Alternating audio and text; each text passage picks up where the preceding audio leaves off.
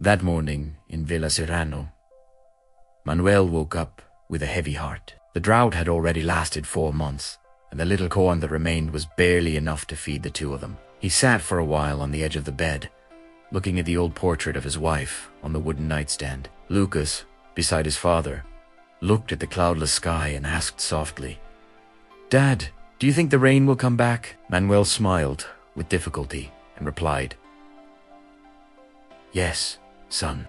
The land always gives back when we have faith and work." The two went out to the field, dragging their feet over the cracked earth. The withered plants seemed to cry along with them, the yellow leaves fallen like sad memories. Manuel gripped a hoe with strength, even knowing that the effort yielded almost nothing. Lucas followed behind, carrying the small bucket with the little water that still remained from the well. In the village, many were already talking about leaving for the big city, but Manuel did not want to leave the place where he was born and where he had buried his wife. He remembered the happy afternoons of the past, when the river flowed full and the children played on the banks. In the afternoon, Lucas went to Donna Rosa's house to take a little fresh water that he had managed to save. The lady, with her trembling hands from age, held the boy's face and said, "God bless you, Lucas. You have a heart of gold." She told old stories of the village, from times when no one went hungry. When he returned home, the boy found his father sitting on the doorstep, looking at the dry horizon. Manuel told him that the money to buy new seeds had completely run out. Lucas felt a strong tightness in his chest, but promised to help in every possible way. That night, while his father slept tired, the boy said a simple prayer kneeling beside the bed. He asked for strength for both of them and asked that his mother, from heaven, watched over them. The next day, Lucas left very early through the village, offering his services to whoever needed it. He cleaned Senor Antonio's yard, sweeping the accumulated dust with care. He helped Donna Beatriz harvest what was left of her small orchard of dry oranges. Each small task yielded a handful of beans, a piece of bread, or an egg.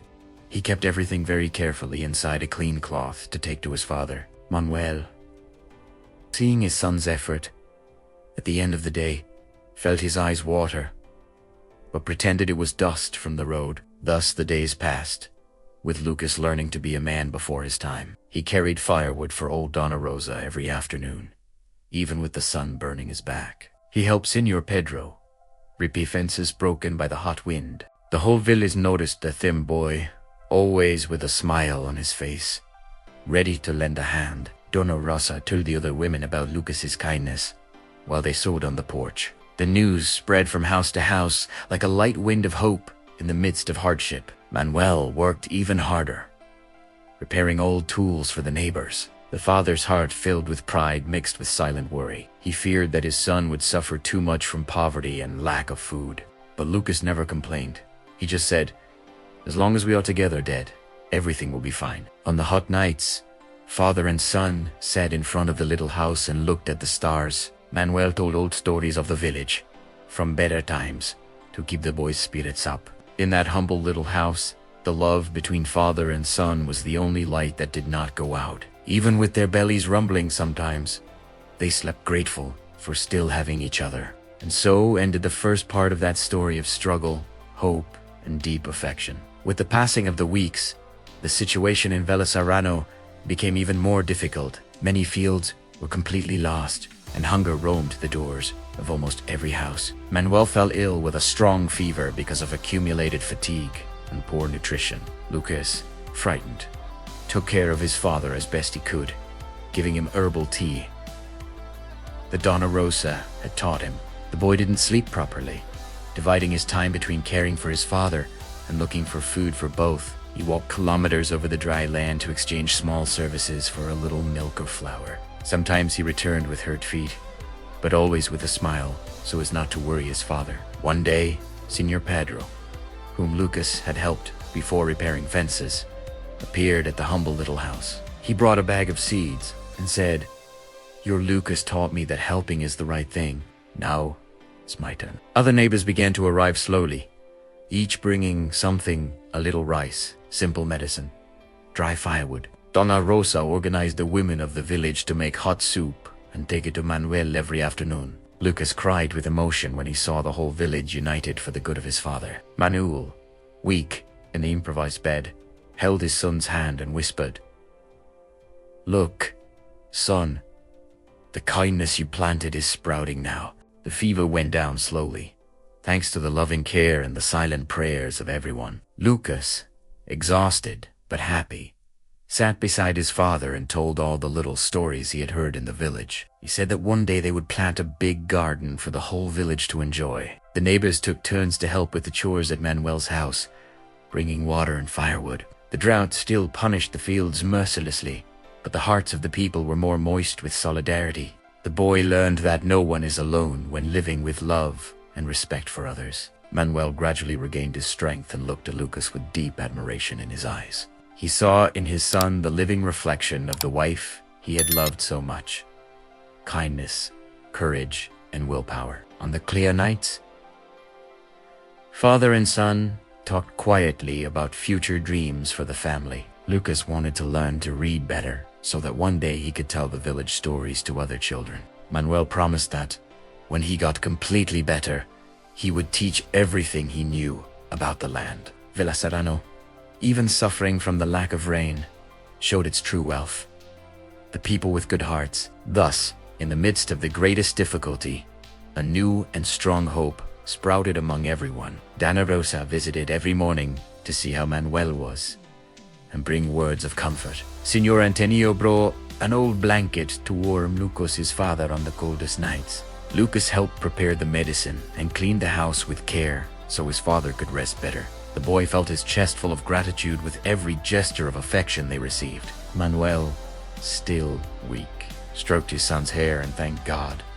The union of the residents transformed the pain of the drought into a lesson of collective love. Lucas's heart grew every day, learning the true meaning of community, and the love between father and son shone even brighter inside that simple little house. Months later, the first soft rains fell over Villa Sereno, like a gift from heaven. The dry earth began to drink the water with thirst, releasing a good smell of wet ground. Manuel was already strong again, and, together with Lucas, went out to plant the seeds they had received. The two worked side by side, opening furrows in the earth with renewed hope in their hearts.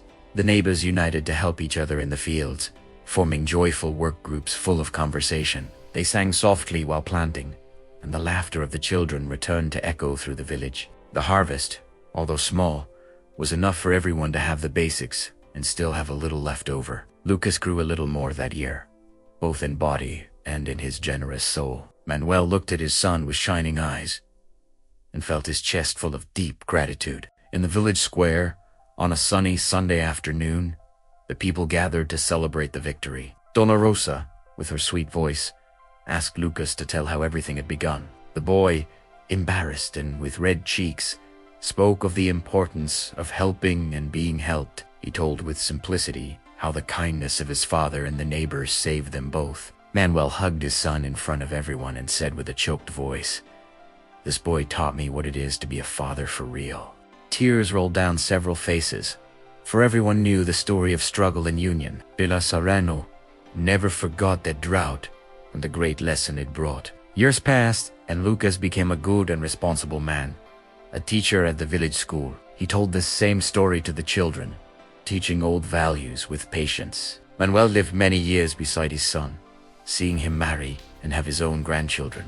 The humble little house gained a flowery backyard, full of life, colors, and happy memories. Father and son continued planting not only in the earth, but in the hearts of all the people around them. The union of the village grew so strong that Villa Sereno became known as a place of good people. Lucas never forgot the difficult nights beside his sick father, caring for him with love. Manuel, now elderly and with white hair, smiled when he remembered the thin boy who saved his life with kindness. On the peaceful afternoons, the two sat in the backyard and remembered the difficult times with gratitude. Donna Rosa, before departing to heaven, still proudly told how Lucas had inspired the whole village. Senor Pedro and Donna Beatriz always visited bringing fruits and old stories. The village square now had a large tree, planted by Lucas in honor of his father. Children played around it, listening to the lessons that teacher Lucas taught with his heart. Manuel watched his grandson run through the same backyard where Lucas had grown up and felt peace in his chest. The story spread through the neighboring villages as a living example of family love and solidarity. And so, with simplicity and faith, life followed its sweet and true course in Velasur. This story reminds us that even in the most difficult times, the love between parents and children, together with the solidarity of neighbors, is capable of overcoming any drought in life. The kindness planted today blooms tomorrow, and the united family is the greatest treasure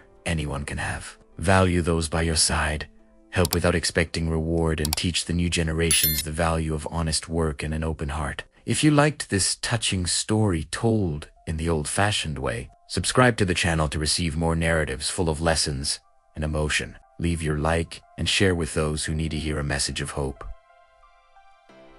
Until next time.